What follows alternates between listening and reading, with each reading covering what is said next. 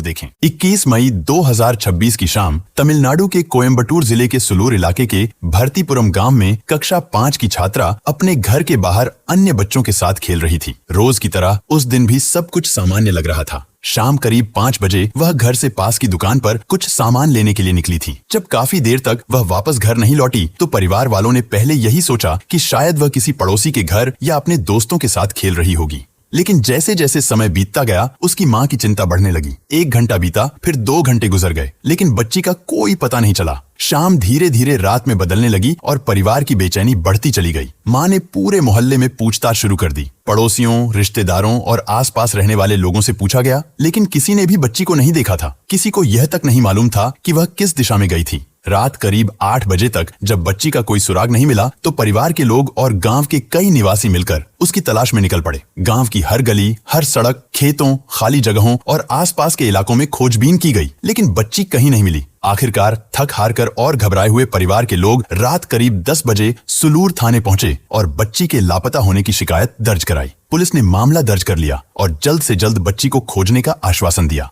लेकिन पूरी रात परिवार वालों की आंखों में नींद नहीं थी। हर पल उन्हें यही उम्मीद थी कि शायद कोई अच्छी खबर मिल जाए। 22 मई 2026 की सुबह जब बच्ची का अब तक कोई पता नहीं चला तो परिवार वालों का धैर्य जवाब देने लगा। गांव के लोगों में भी भारी आक्रोश फैल गया। परिवार और ग्रामीणों ने मिलकर तिरुचि रोड पर जाम लगाकर धरना प्रदर्शन शुरू कर दिया। पुलिस अधिकारियों ने लोगों को समझाने की कोशिश की, लेकिन दुख और गुस्से से भरे लोग किसी भी बात को सुनने के लिए तैयार नहीं थे। मामले की गंभीरता को देखते हुए पुलिस ने तुरंत खोज अभियान तेज कर दिया। डॉग स्क्वाड को बुलाया गया, स्थानीय लोगों की मदद ली गई और आसपास लगे सीसीटीवी कैमरों की फुटेज खंगालनी शुरू कर दी गई। पुलिस की कई टीमें अलग अलग दिशाओं में बच्ची की तलाश में जुट गईं। इसी बीच 22 मई 2026 की दोपहर के बाद एक ऐसी खबर सामने आई जिसने पूरे इलाके को हिलाकर रख दिया। कन्नम पलायनम झील के पास स्थित एक नारियल के बाग में बच्ची मृत अवस्था में मिली। परिवार वालों का रो रो कर बुरा हाल था और गांव में हर तरफ गुस्सा और शोक का माहौल फैल गया। देखते ही देखते जगह जगह धरना प्रदर्शन और विरोध प्रदर्शन शुरू हो गए।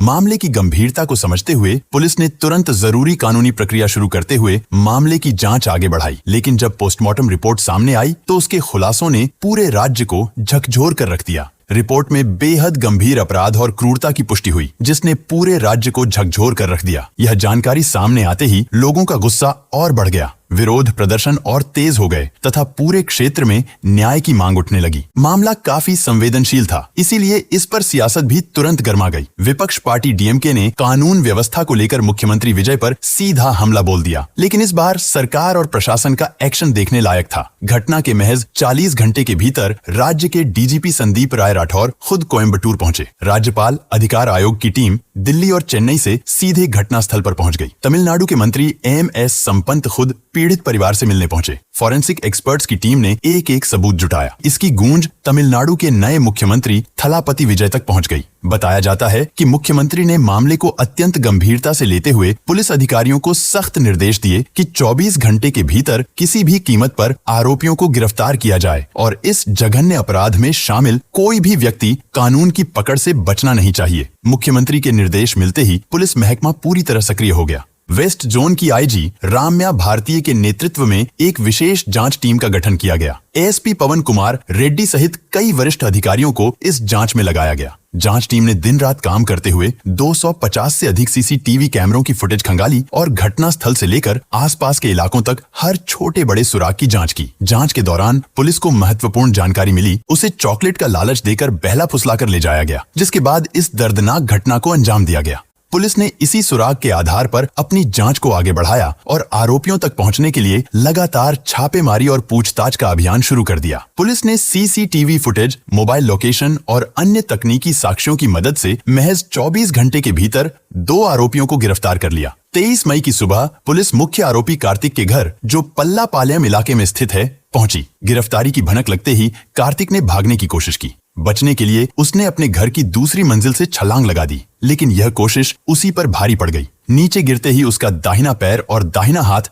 बुरी तरह टूट गया। इसके बावजूद पुलिस ने उसे मौके पर ही गिरफ्तार कर लिया और तुरंत इलाज के लिए कोयम्बटूर मेडिकल कॉलेज अस्पताल में भर्ती कराया। पूछताछ के दौरान कार्तिक ने अपना अपराध कबूल कर लिया। उसने बताया कि घटना वाले दिन उसने बच्ची को चॉकलेट दिलाने का लालच दिया और अपने 2 पहिया वाहन पर बैठाकर उसे सुल्लूर से लगभग 2.5 किलोमीटर दूर कन्नम पलायम झील के पास स्थित एक नारियल के बाग में ले गया। पुलिस के अनुसार वहां आरोपी ने एक गंभीर अपराध करने की कोशिश की। जब बच्ची ने विरोध किया तो आरोपी ने उसकी जान ले ली। इसके बाद आरोपी ने घटना से जुड़े सबूत छिपाने की कोशिश की ताकि किसी को इसकी जानकारी न मिल सके। पूछताछ के दौरान कार्तिक ने यह भी बताया कि इस पूरे घटनाक्रम में उसका दोस्त मोहन राज भी उसके साथ था। इसके बाद पुलिस ने कार्रवाई करते हुए मोहन राज को भी गिरफ्तार कर लिया। मुख्य आरोपी कार्तिक की उम्र 33 वर्ष बताई गई, जबकि उसके साथी मोहन राज की उम्र 30 वर्ष थी। हैरानी की बात यह थी कि दोनों आरोपी उसी मासूम बच्ची के पड़ोसी निकले, जिन लोगों पर एक परिवार भरोसा करता है, जिनके बीच रोज उठना बैठना होता है। पीड़िता की मां का तो रो रोकर बुरा हाल है। उनका आरोप है कि उन्हें अपनी बेटी का चेहरा तक नहीं देखने दिया गया और पुलिस ने आनन फानन में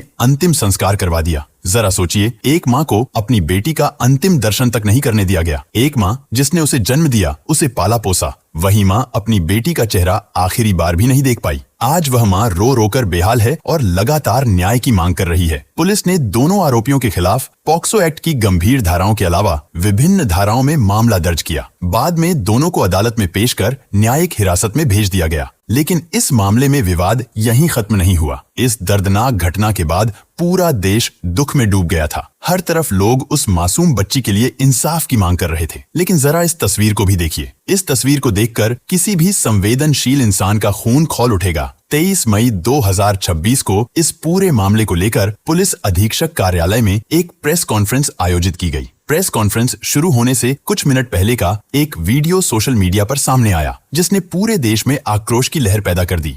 वीडियो में बीच में आईजी आरवी राम्या भारतीय बैठी हुई दिखाई देती हैं। उनके बाईं ओर डीआईजीपी स्वामीनाथन और दाईं ओर एसपी पवन कुमार रेड्डी मौजूद थे। तीनों आपस में बातचीत कर रहे थे। वीडियो में देखा जा सकता है कि राम्या भारतीय पहले डीआईजी की तरफ देखकर मुस्कुराती हैं और फिर एसपी की ओर देखकर जोर जोर से ठहाके लगाने लगती है। स्थिति ऐसी थी कि हंसते हंसते उनकी आंखों में आंसू तक आ जाते हैं और उन्हें अपने आंसू पोंछने पड़ते हैं। लेकिन इसके बावजूद उनकी हंसी रुकती नहीं दिखाई देती। यह सब उस प्रेस कॉन्फ्रेंस के शुरू होने से ठीक पहले हुआ। संयोग से एक पत्रकार का कैमरा पहले से रिकॉर्डिंग पर था और यह पूरा दृश्य उसमें कैद हो गया। वीडियो देखने के बाद ऐसा लग रहा था मानो वह किसी बेहद संवेदनशील और गंभीर मामले पर बात करने नहीं बैठी हूँ, बल्कि किसी मनोरंजन कार्यक्रम का आनंद ले रही हूँ। जरा सोचिए, पूरा राज्य शोक में डूबा हुआ है, पूरा देश गुस्से में है, लोग इंसाफ की मांग कर रहे हैं और उसी मामले की जानकारी मीडिया और पूरे देश को देने से ठीक कुछ मिनट पहले जिले की कानून व्यवस्था की जिम्मेदारी संभालने वाली एक वरिष्ठ अधिकारी ठहाके लगाकर हंसती हुई दिखाई देती हैं। कुछ ही घंटों में वीडियो सोशल मीडिया पर वायरल हो गया और पूरे देश में लोगों का गुस्सा फूट पड़ा। हर तरफ इसी वीडियो की चर्चा होने लगी। लोगों ने सवाल उठाना शुरू कर दिया। जनता पूछ रही है कि क्या इतने संवेदनशील मामले में भी इस तरह का व्यवहार उचित है? क्या आम लोगों की भावनाओं की कोई कीमत नहीं है? क्या एक माँ के दर्द का कोई महत्व नहीं है? लोगों का कहना है कि जब एक परिवार अपनी बेटी को खोने के दुख में टूट चुका है, तब जिम्मेदार पदों पर बैठे लोगों से कम संवेदनशीलता की उम्मीद तो की ही जा सकती है। आखिर आम जनता न्याय की उम्मीद किससे करे, अगर व्यवस्था संभालने वाले लोग ही इस तरह का रवैया अपनाते दिखाई दें? देखते ही देखते जनता का आक्रोश चरम पर पहुंच गया। जगह जगह विरोध प्रदर्शन होने लगे। सोशल मीडिया से लेकर सड़कों तक लोग अपनी नाराजगी जाहिर करने लगे। लेकिन जब यह वीडियो मुख्यमंत्री विजय तक पहुंची तो बताया जाता है कि उन्होंने पूरे सिस्टम को झकझोर कर रख दिया। सीएम विजय ने साफ शब्दों में कहा कि लापरवाह अधिकारियों के लिए इस सिस्टम में कोई जगह नहीं है। उन्होंने इस मामले में सख्त से सख्त कार्रवाई का भरोसा दिलाते हुए कानून में कई बड़े और कड़े बदलावों का ऐलान कर दिया। सीएम विजय ने कहा कि अगर 12 साल से कम उम्र की लड़की के साथ ऐसा अपराध किया जाता है तो दोषियों को फांसी दी जाएगी। सामान्य मामलों में जहां की सजा 14 साल तक होगी, वहीं अगर कोई पुलिस अधिकारी, सुरक्षा कर्मी या कोई जिम्मेदार व्यक्ति इस अपराध में शामिल पाया जाता है या अपनी ड्यूटी में गंभीर लापरवाही करता है तो उसे सीधे 20 साल तक की जेल की सजा दी जाएगी। इसके अलावा साइबर स्टॉकिंग करने वालों के खिलाफ भी कड़ी कार्रवाई की जाएगी और कोर्ट के आदेश के बाद उन्हें तुरंत जेल भेजा जाएगा। साथ ही वीआईपी कल्चर को खत्म करने और नशे के खिलाफ एंटी नारकोटिक्स टास्क फोर्स बनाने का भी फैसला लिया गया है। सीएम विजय के इन फैसलों ने पूरे सिस्टम में हलचल मचा दी है। सोशल मीडिया से लेकर सड़कों तक हर तरफ इस मामले को लेकर चर्चा होने लगी। बड़ी संख्या में लोग तीनों अधिकारियों के खिलाफ सख्त कार्रवाई की मांग करने लगे। लोगों ने तीनों अधिकारियों को तत्काल निलंबित करने की मांग उठानी शुरू कर दी। इस बीच कई न्यूज चैनलों और सोशल मीडिया प्लेटफॉर्म्स पर ऐसी खबरें भी चलने लगीं कि मुख्यमंत्री विजय ने इस मामले को गंभीरता से लेते हुए तीनों अधिकारियों के खिलाफ सख्त कार्रवाई की है और उन्हें निलंबित कर दिया गया है। हालांकि अब तक ऐसी किसी कार्रवाई की कोई आधिकारिक पुष्टि सामने नहीं आई है। इसी बीच मुख्यमंत्री विजय पीड़ित परिवार से मिलने पहुंचे। उन्होंने परिवार को आश्वासन दिया कि सरकार उनके साथ खड़ी है और इस मामले की सुनवाई